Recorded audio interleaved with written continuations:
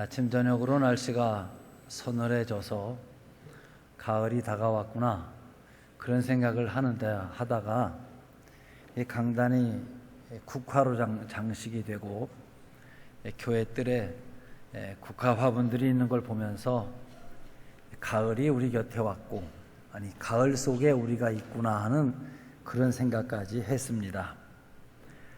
세월은 흐르는 물처럼 계속 흘러가고 있고 시간과 함께 우리는 모두 나이를 먹습니다. 여러분들은 올해 연세가 또 나이가 몇이 되십니까?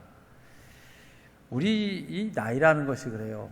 욕심내서 좀 많이 먹고 싶어도 많이 먹을 수가 없고 또 먹기 싫어도 안 먹을 수 없이 먹는 게 나이예요. 또 나이에 따라서 나이에 대한 생각이 또 달라지는 것이죠. 예를 들어 젊었을 때는 어른같이 보인다, 성숙해 보인다. 남들이 나를 나이를 먹게 봐주는 게 기분이 좋고 한두 살 자기 나이가 많은 것처럼 행세를 하기도 합니다. 그러다가 어느 선이 지나서부터는 나이 먹어지는 거에 예민하고 나이 먹었다고 말하는 말이 듣기 싫고 나이가 든 것 같이 보이는 자기가 싫어. 남들이 젊어 보인다 이런 말을 하는 걸 듣기 좋아하는 나이가 또 되기도 합니다. 그런데 중요한 것은 남이 나를 젊게 보던 또 나이 먹어 보던 중요한 것은 실제 내 나이가 있다는 것이죠. 그리고 스스로 자기에게 대하여 생각하기를 나이는 속이지 못한다. 이런 체념 섞인 말을 합니다. 내 나이 70이 됐다. 무슨 일을 하려고 하는데 체력이 딸려. 그래서 나이는 속이지 못한다는 말은 이 나이에다가 자기 삶을 꽉 붙들어 매고 체념을 하고 있는 사람의 이야기입니다. 인생은 이제부터인데 모세는 80부터 했고 갈렙은 84살부터 일을 했는데 나는 이제부터 시작이다. 이렇게 생각하는 사람하고는 엄청난 차이가 있습니다. 우리 육신의 건강 여부를 떠나 현실의 삶의 상황을 초월하여 중요한 것은 정신입니다. 마음이죠. 여러분 잘 아시는 더글라스 맥아더 장군이 우리 한국 전쟁에 참여할 때가 몇 살인 것 같습니까? 제가 제 아내에게 물었어요. 여보, 맥아더 장군이 한국전에 들어올 때 몇 살쯤 되었을 거라고 생각하느냐? 그랬더니 40쯤 넘었을까? 그러길래 여보, 만 71세에 한국전쟁에 그분이 참여를 했어. 그분이 1880년생이에요. 그러니까 인천 상륙작전을 그가 결단할 때가 만 72세였습니다. 그는 이미 2차 대전에서 큰 공을 세워 별을 4개를 달고 군복을 벗고 전역을 한 분인데 트루먼 대통령이 그를 다시 한국전에 군복을 입혀서 유엔군 총사령관으로 임명을 한 것입니다. 사실 우리는 그분에 다 덕을 본 사람들입니다. 거의 부산 지역을 남겨놓고 공산화되어진 상황 속에서 인천 상륙작전이란 기상천외의 작전을 하여 우리 민주 자유주의 나라를 지금 우리가 누리고 있는 것은 그분이나 이승만 박사의 우리가 덕을 보고 있는 것입니다. 지금은 70세 이상 사는 것은 대수롭게 여기지 않습니다. 당연하지 70세가 뭐 나이인가 그런 얘기 하지만 여러분 1950년대 한국 국민의 평균 수명이 40세였어요. 1971년 국가 연감을 보면 한국인의 평균 수명이 56세였어요. 그래서 60 회갑을 맞으면 오래 살았다고 축하하여 동네에 큰 잔치를 열었습니다. 그리고 칠순을 맞이하면 고희라고 하여 여러분 이 고희란 말이 원래 뜻은 인생 70 고래희 그런 말이에요. 고희란 말은 옛고자에다 희귀할 희자를 쓴 겁니다. 그러니까 옛날부터 인간이 70을 산다는 건 희귀한 일이다. 그래 칠순잔치에 부조금을 할 때 축고희 이렇게 쓰는 게 옛날부터 70 사신 분은 희귀한데 당신이 희귀하게도 70까지 살았다 축하한다 이런 말이 되는 것입니다. 1956년 메가더 장군이 77세로 로스앤젤레스에서 연설하면서 유명한 말을 했습니다. 여러분, 신념이 있으면 젊고 의심이 많으면 늙습니다. 희망을 품으면 젊고 절망을 품으면 늙습니다. 모든 사람의 마음속에는 자기 말을 녹음하는 녹음실이 있는데 그 녹음실에다 날마다 낙관적이고 아름답고 희망, 감격, 용기의 말을 녹음하며 살면 점점 젊어지고 그 마음의 녹음실에다 날마다 비관하고 절망하고 회의와 좌절의 이야기들이 녹음이 되면 점점 빨리 늙어간다는 이야기입니다. 자, 여러분은 어떤 말을 하고 사십니까? 여러분 마음속에 있는 녹음기에 여러분이 하시는 말이 그대로 녹음된다는 사실을 기억하시기 바랍니다. 하나님께서는 이사야서 40장 30절 소년이라도 피곤하며 곤비하며 장정이라도 넘어지고 자빠지되 오직 여호와를 앙망하는 자는 새 힘을 얻으리니 독수리 날개치며 올라감 같을 것이요 다른 박질하여도 피곤치 아니하며 걸어가도 곤비치 아니하리로다. 여호와를 앙망하는 자는 나이와 현실과 형편을 초월하여 능력 있는 삶을 산다. 이렇게 말씀을 하신 것입니다. 오늘 예수님께서는 23절에 할 수 있거든이 무슨 말이냐? 믿는 자에게 능치 못할 일이 없느니라. 예수님께서는 믿는 자에게 온갖 능력을 주시겠다고 약속을 하셨습니다. 오늘 주일 예배를 드리시는 성도 여러분, 능치 못함이 없는 믿음을 가지시기를 축원합니다. 본문 배경이 어떤 아버지가 벙어리 되고 귀신 들린 아들이 있습니다. 이 아들은 귀신에 잡히게 되면 거품을 물고 쓰러지거나 이를 갈며 파래하게 숨이 넘어갔다가 다시 살아나고 하는 그런 병에 걸려 있습니다. 여러분, 우리 가정에 이런 아이가 있다면 얼마나 마음이 아프겠어요. 힘들죠. 그래 이 아버지 귀에는 예수님 소리를 들은 거예요. 예수님께 가면 내 아들, 이 귀신 들려 벙어리 된 이 파리에게 죽었다 살았다는 이 아들이 살 수 있는 희망이 있을 것이다. 이런 생각을 지금 하고 예수님께 이 아들을 데리고 가야 되겠다. 이런 작정을 합니다.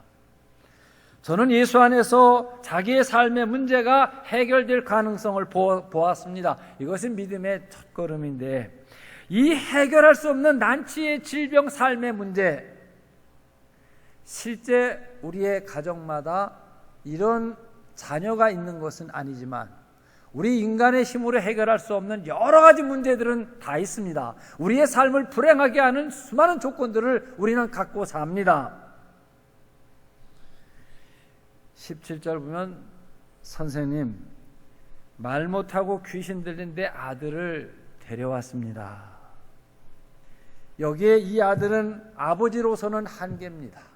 내가 난 자식이지만 이렇게 하고 살고 있는데 부끄럽기도 하고 희망이 없습니다. 데리고 왔습니다, 주님. 예수님은 이 아버지의 꿈과 희망입니다. 예수님 안에서 이 문제가 해결된다면 얼마나 기쁠까 생각을 해보시기를 바랍니다. 누가복음 8장을 보게 되면 12회를 혈루증으로 고생하는 한 가련한 여자가 있습니다. 많은 의원을 찾아다녔고 치료를 받기 위해 수많은 고생을 했습니다. 학자들은 이 성경이 말하고 있는 혈루증이 오늘날 어떤 병일까 하다가 자궁암 같은 병일 것이다, 이렇게 생각들을 합니다. 많은 의사를 찾아다녀 봤습니다. 그리고 재산도 다 없어져 버렸습니다. 그런데 병세는 더 험악해졌습니다. 이 여인의 귀에 예수님 소문이 들린 것입니다. 이 여인의 마지막 희망은 예수입니다. 그래 예수에게 가서 보니 많은 사람이 있어 뒤에서 예수를 따라가기만 하다가 내가 이 손으로 예수님 옷깃만 만져도 이 병이 낫지 않겠나? 이런 한 가닥의 희망을 갖고 처음과 마지막인처럼 두렵고 떨림을 갖고 예수의 옷에 손을 댔더니 몸이 깨끗이 나아버렸어요. 천병에서 구원받는 이 소망이 이루어졌습니다. 삭개오라고 하는 세리가 예수님을 뵙고 싶어 했어요. 그런데 많은 사람의 눈치를 의식한 나머지 뽕나무에 올라가 몸을 숨기고 예수님에게 초점을 맞추고 있는데, 예수님께서 지나가시다가 뽕나무 위를 바라보시며 삭개오야 내려오라, 내가 오늘 내 집에 유하여 하겠다. 삭개오는, 고독한 삭개오는 예수님을 집에 모심으로 말미암아 구원의 자유를 누렸습니다. 또 요한복음 8장을 보게 되면 간음하다가 현장에서 붙들린 창피한 한 여인이 예수님 앞에 내동댕이 쳐져 있습니다. 이 불쌍한 여인에게 예수님께서는 자존심을 회복시켜 주셨고 그에게 자유의 꿈을 이루게 해 주셨습니다. 38년 된 중풍병자는 베데스다 연못가에 뒹굴다가 예수 그리스도를 만나서 그 중풍병자에서 자유를 얻었습니다. 하나님께는 자포자기하고 패배의식에 젖어 인생을 비관하고 살던 모세에게 새로운 삶을 살게 해주시고 그의 생애를 영광스럽게 해 주셨습니다. 84세의 갈렙에게는 헤브론을 얻을 수 있는, 전쟁에 나갈 수 있는 기회를 갖게도 하셨습니다. 사랑하는 성도 여러분, 하나님을 향한 꿈, 예수님을 향한 소망의 꿈이 바로 능력 있는 믿음이라는 사실을 믿으시기를 바랍니다. 예수님은 우리의 소망입니다. 예수님은 우리의 기쁨이요, 예수님은 우리의 능력입니다. 위대한 사람, 능력 있는 사람은 결국 예수를 잘 믿는 사람입니다. 신앙이란 무엇이냐 하면 어떠한 형편과 상황 가운데서도 예수님을 바라보고 사는 것, 이게 신앙생활이에요, 여러분. 믿음 안에서는 결단을 요구하고 있습니다. 벙어리 귀신 들린 아이를 데리고 오니 아버지 보면 아들을 고칠 수 있는 꿈과 소망을 갖고 지체 없이 예수께 왔지만 자기 생각에 자기 아들이 앓고 있는 병은 자기에게 한계였기 때문에 예수께 말하기를 무엇을 하실 수 있거든 우리를 불쌍히 여겨 도와주소서, 이렇게 말해요. 예수의 능력에 대해 반신반의예요. 나을 수도 있다는 말은 안 나을 수도 있다는 말이 되지 않겠어요? 그래서 만일, 불가능을 포함한 이 말에 대해 예수께서 크게 책망하십니다. 할 수 있거든이 무슨 말이냐? 믿는 자에게 능치 못함이 없느니라. 책망이 떨어졌어요. 그때 이 아이의 아버지가 소리를 지르며 말하기를 내가 믿나이다. 나의 믿음 없는 것을 도와주소서. 이제는 예수님에게 전부를 거는 결단을 했습니다. 그렇습니다. 우리가 생을 살아가면서 사실은 날마다 순간마다가 결단입니다. 그것이 선한 일을 결단이냐, 바른 시간에 바르게 하는 결단이냐, 아니면 결단을 미루다가 실패하느냐가 여기에 결정이 있게 되죠. 프랑스의 영웅 나폴레옹이 워터루 싸움에서 패전해 결국 영국이 승리했고 그 패배로 말미암아 포로가 되어 세인트 헬레나의 섬에서 유배 생활하다 나폴레옹의 인생이 끝나버리고 맙니다만, 역사가 지난 뒤에 워터루 싸움에서 승리한 이유가 무엇이고 패배한 이유가 무엇인가를 연구해 보니까 나폴레옹의 결단이 2시간 늦었기 때문에 나폴레옹과 프랑스가 졌다는 얘기가 나옵니다. 자, 프랑스의 국가의 운명이 달려있고 나폴레옹 개인의 운명이 달려있는 이 워터루 싸움에서 결전의 날 아침 나폴레옹은 전선을 돌아보는데 마침 비가 왔고 그리고 길이 패여서 포병을 기동하기가 힘이 들지 않게나라는 염려를 했다는 거예요. 자, 이 나폴레옹은 포병 장교 출신으로 이 포격전을 중요하게 여긴 나머지 비가 오고 길이 패인 걸 이유로 2시간 결단이 늦어져 출전 명령이 2시간 늦어졌는데 그 사이에 프로이센 응원군이 영국을 돕기 위해 도착했다는 거예요.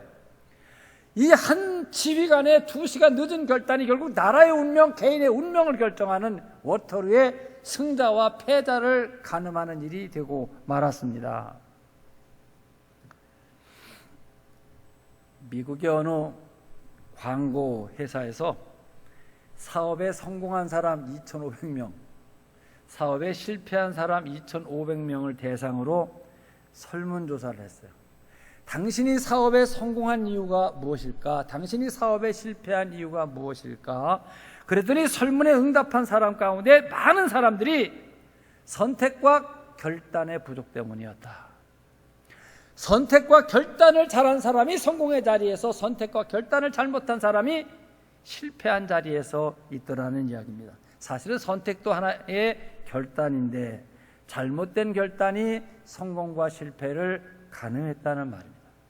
정치를 하는 일이나 전쟁에 이기고 지는 일이나 사업의 성공 실패, 우리의 삶의 결단이 연속이며 이 결단과 선택에 따라서 다음 일이 이어져 가고 있는 것 우리가 알지 않습니까? 예수님께서는 예수 앞에 예수를 따르고자 나오는 많은 사람들에게 결단을 촉구하셨습니다. 누구든지 나를 따라오려거든 자기를 부인하고 자기 십자가를 지고 따를 것이니라. 살고자 하는 자는 죽을 것이요 죽고자 하는 자는 살 것이며 주님을 따르기 위해 아버지를, 형제를, 친척이나 정든 고향을 버려라. 실제 예수의 제자들이 예수를 따르는 현장은 일하는 자리였어요. 마태는 가버나움 세관에서 일하는 자리에 나를 따르라. 당시에 황금알 낳는 거위와 같은 이 세관의 직책을 버리고 예수를 따랐고, 베드로 일행은 배와 바다와 그물과 물고기와 아버지를 다 버리는 결단 속에 예수를 따라, 이것이, 이 결단이 예수의 제자가 되는 기회를 갖게 했어요. 믿음의 조상 아브라함을 하나님께서 처음 부르실 때 너는 본토 친척 아비 집을 떠나 내가 내게 지시할 땅으로 가라. 이에 아브라함이 말씀을 쫓아 갔더라. 75세의 노인은 본토 친척 아버지 집에 그의 삶의 모든 의지가 다 있는 거예요. 하나님의 지시한 땅은 사막입니다. 그런데 그 말씀 속에 모든 것이, 더 좋은 것이 담겨져 있을 것을 믿고 떠나는, 이것이 믿음의 결단, 그래서 신앙의 조상이 되었습니다. 우리 신앙인들에게 있어 안타까운 것은 너무나 많은 사람들이 실망하지 않기 위해 큰 꿈도 갖지 않고 큰 목표도 정하지 않고, 큰 목표나 꿈이 없으면 결단도 할 필요가 없고 일할 필요도 없게 돼요. 그렇지 않아요? 기도할 필요도 없고. 그래서 무력한 가운데 살아가고 있는 사람들이 얼마나 많은지 몰라요. 오늘 교회에 처음 오신 분, 사실은 그냥 교회 한번 나오신 게 아니라 그분의 생애에 있어 대단히 중요한 결단을 하신 분입니다. 그 결단이 매 주일 아침마다 결단되어야 그분의 신앙생활은 계속될 수 있겠지요. 주님은 우리에게 꿈을 주십니다. 우리의 문제를 갖고 주님께 나오기를 원하십니다. 시작합니다. 이것이 결단입니다.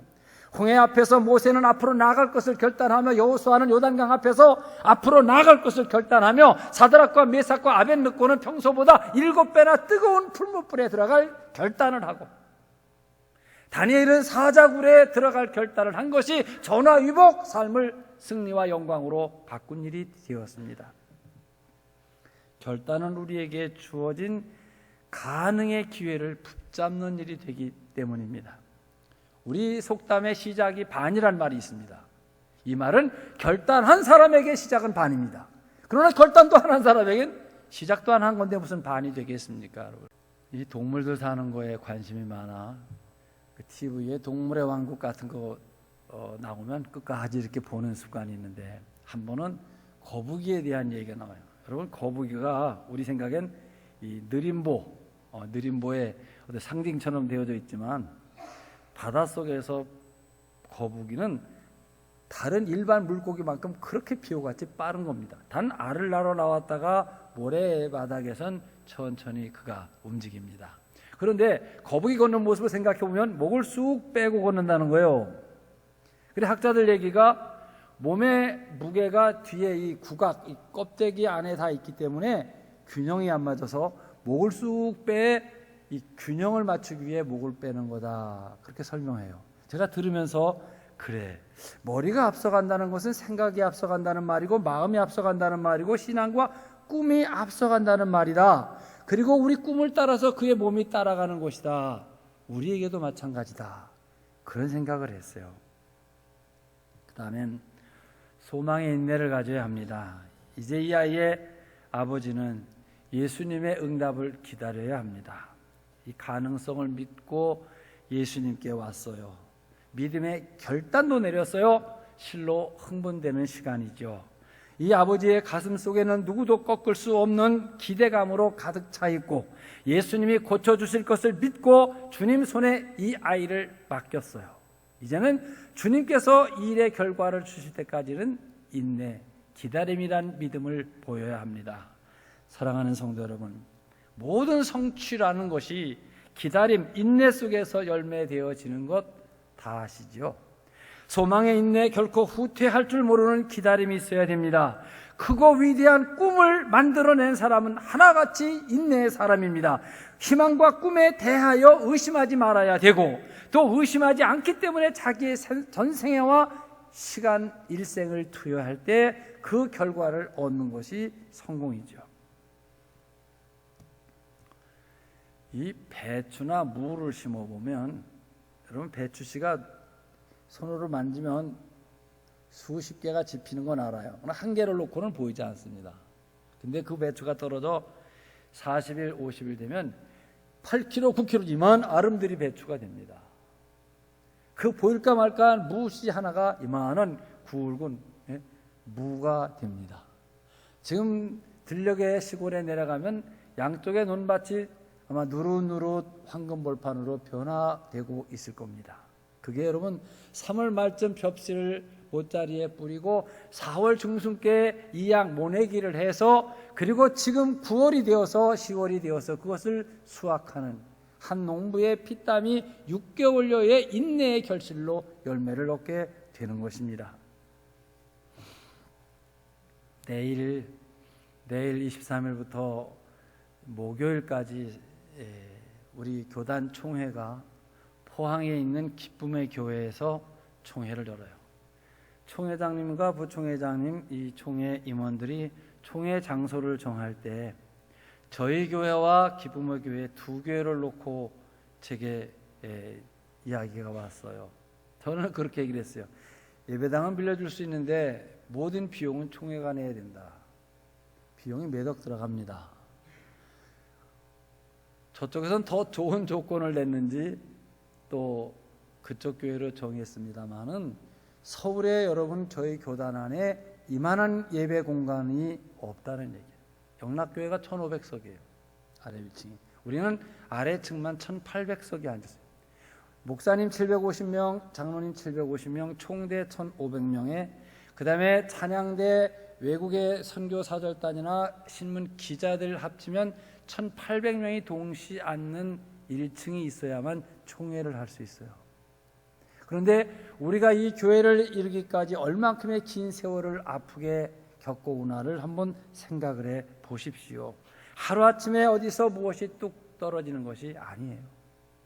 저는 이 동물에 대해서 보면서 동물에 보면 몸집이 작은 거, 몸무게가 작은 거에서부터 쭉 큰 거, 더 큰 거, 더 큰 거, 나중에 코끼리가 제일 크죠. 코끼리는 뭐 한마디로 맘모스 코끼리는 어마어마하게 크잖아요. 이 짐승들의 임신 기간을 비교해 보면서 큰 위로를 얻었어요. 야, 쥐는 요만해요. 임신 기간이 20일밖에 안 돼. 닭은 부화기에 달걀을 넣고 21일을 기다리면 병아리가 나오고요. 토끼는 한 달이면 새끼가 나. 개는 61일에서 65일. 돼지는 제가 외우기 좋게 하는 게 있어요. 3개월 3주 3일. 114일이면 돼지는 끼끼끼 끓어 나와요. 정확하게 114일에. 양은 150일, 5달이 지나야 새끼를 낳고요. 소는 285일에서 204람하고 비슷해. 소는. 자, 낙타는요 1년이 지나야 새끼를 낳아요. 코끼리는요 600일부터 큰 놈은 점점 더 길어져 3년 가까이의 임신기간이 있어야 코끼리가 출산이 됩니다. 보니까 체구가 크고 몸무게가 큰 녀석일수록 태어나는 시간이 길어지더라 이 말이에요. 우리말로 대기만성이 큰 그릇은 늦게 만들어진다 그런 얘기예요. 여러분 낙심하지 마시기 바랍니다. 예수님께 능치 못한 일이 없습니다. 주님은 이루실 것입니다. 아무리 좋은 꿈과 목표를 갖고도 그것을 진행하다 포기해버리면 꿈은 이루어지지 않습니다. 여러분 생각해 보세요. 별것 아닌 것, 작은 꿈은 쉽게 이루어질 수 있습니다. 그러나 큰 꿈, 큰 목표는 그만큼 경쟁이 심하고 시기 질투합니다. 성취하기가 어려운 거예요. 특히 성도들이 믿음 안에서 큰 희망을 갖고 기도하면 사탄이 시기 질투합니다. 대적들이 많아집니다. 그래서 성취의 과정에 고난과 역경이 있고 낭패를 당하기도 하는 것이지요. 칠흑같이 긴 시간이 견뎌내지 않으면 결실이 없습니다. 실패한 사람들이 학력이 높고 사회적 지위가 있고 능력이 있고 기회가 없어서가 아니라 인내하지 않아서, 즉 자기가 소망하는 일에 모든 것을 집어넣고 기다리는 데서 인내하지 못해서 유산돼 버리고 마네요. 옥동자가 나와야 되는데 유산돼 버리고 마는 거예요. 발명왕인 토마스 에디슨이 전기를 발명했어요. 전기를 발명해 이 전기를 어떻게 이웃집에서 쓸 수 있도록 이 전선으로 옮겨가는 원리를 발견하는데 하루에 4시간밖에 못 자고 11만 번을 시험했다는 거예요. 그렇죠. 청평수력발전소에서 전기를 만들어서 그 원리를 만들어요. 그 전기를 어떻게 여러분 가정에 냉장고를 돌리고 선풍기를 돌리고 전등을 쓸 수 있게 만드느냐, 이게 에디슨의 고민인데 11만 번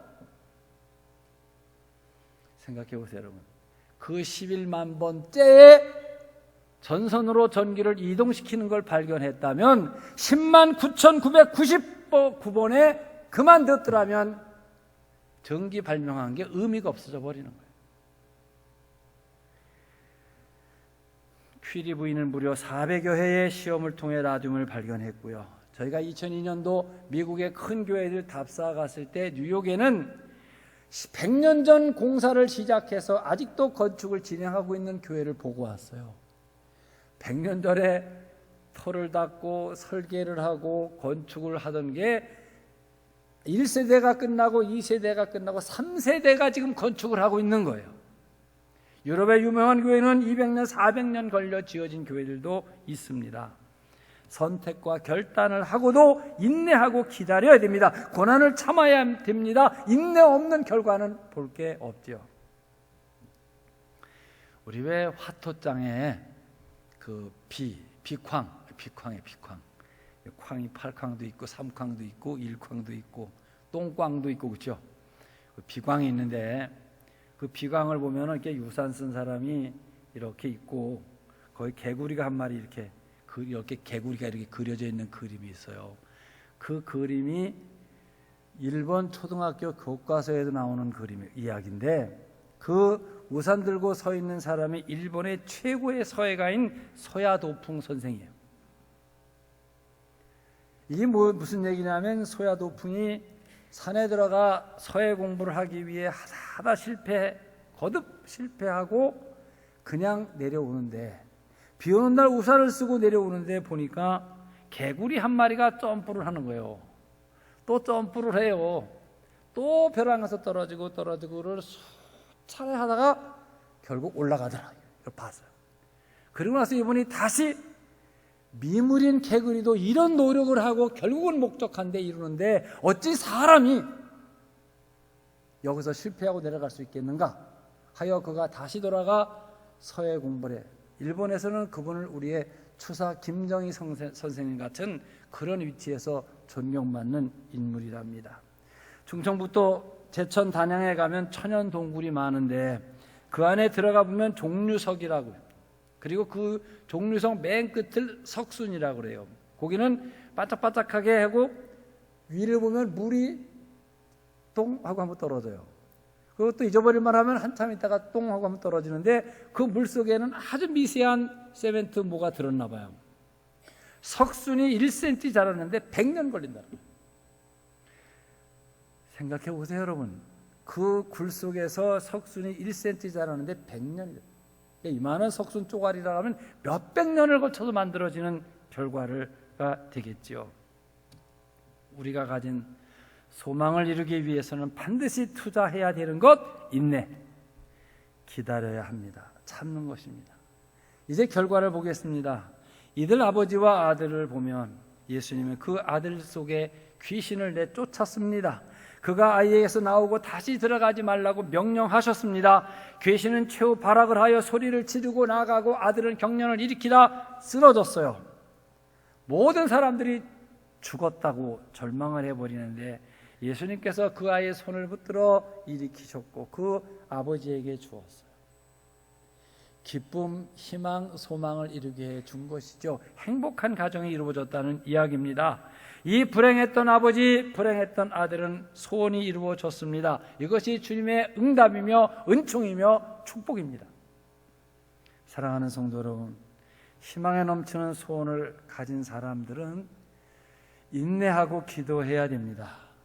그리고 예수님께 희망을 가져야 됩니다. 오늘 저들은 죽을 수밖에 없는 절망의 자리에서 오직 예수님께만 가능성을 두었어요. 지체 없는 결단하고 은혜의 바다에 뛰어들었어요. 오뚜기처럼 넘어질 줄 모르는 소망의 인내를 가졌습니다. 그리고 그 결과는 축복의 성취입니다.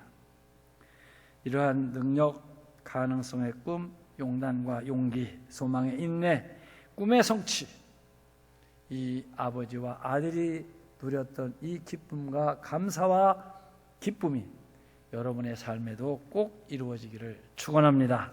기도하겠습니다. 사랑하시는 주님, 은혜를 감사드립니다. 이 귀신 들려 벙어리 되고 경련을 일으키면 쓰러져 죽은 것 같이 되는 아들을 둔 아버지가 얼마나 힘든 삶을 살았을까 이해가 됩니다. 그의 귀에 들려온 예수님은 소망입니다. 꿈입니다. 그는 용기를 갖고 예수님께 나옵니다. 그리고 하실 수 있거든 고쳐달라고 합니다. 예수님 책망하십니다. 할 수 있거든이 무슨 말이냐? 믿는 자에게 능치 못함이 없느니라. 예, 믿음 없음을 도와주소서. 믿습니다. 그리고 그 아버지의 모든 꿈은 이루어졌습니다. 사랑하시는 주님, 우리의 삶에는 우리의 한계가 수없이 많습니다. 여러 가지로 우리는 상황과 형편 속에서 한계에 부딪혀 사는데 바로 예수님이 희망이고 예수의 능력이 우리의 능력이란 사실 본문을 통하여 깨닫게 해주시고 늘 오늘 시련 속에서 인내하고 기도하며 주의 뜻을 이루는 저희들 되게 해 주시옵소서. 귀하신 예수님 이름으로 기도하옵나이다. 아멘.